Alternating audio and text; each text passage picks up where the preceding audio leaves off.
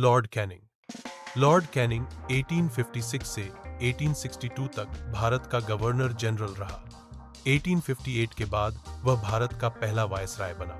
1857 का प्रथम स्वतंत्रता संग्राम, उसके शासनकाल में 1857 का विद्रोह सेपॉय म्यूटिनी हुआ। विद्रोह को अंग्रेजों ने बर्बरता से दबाया। उसे क्लेमेंसी कैनिंग, दयालु कैनिंग कहा गया क्योंकि उसने विद्रोहियों के प्रति कुछ नरमी दिखाई। ईस्ट इंडिया कंपनी का शासन समाप्त। 1858 के भारत शासन अधिनियम गवर्नमेंट ऑफ इंडिया एक्ट से ईस्ट इंडिया कंपनी का शासन खत्म हुआ। भारत की सत्ता ब्रिटिश क्राउन, ब्रिटिश राजशाही को हस्तांतरित हुई। गवर्नर जनरल को वायसराय की उपाधि दी गई। इंडियन सिविल सर्विस परीक्षा 1858 में भारत के युवाओं के लिए प्रतियोगी परीक्षा के द्वारा आईएक्स में भर्ती की शुरुआत हुई।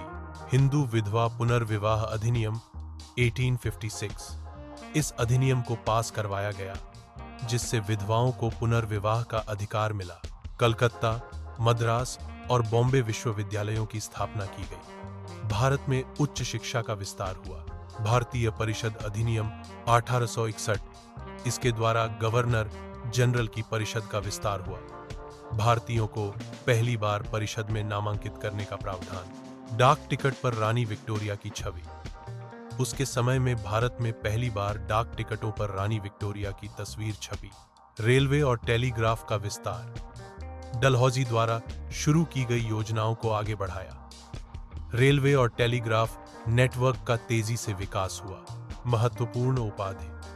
लॉर्ड कैनिंग को भारत का प्रथम वायसराय होने का गौरव प्राप्त है। लॉर्ड कैनिंग के बाद लॉर्ड एल्गिन प्रथम, लॉर्ड एल्गिन I भारत के वायसराय बने। लॉर्ड कैनिंग के शासनकाल में 1857 का विद्रोह हुआ जिसने भारत के इतिहास को बदल दिया। उसकी नीतियों से भारत में ब्रिटिश क्राउन का शासन शुरू हुआ। Do like and subscribe my channel.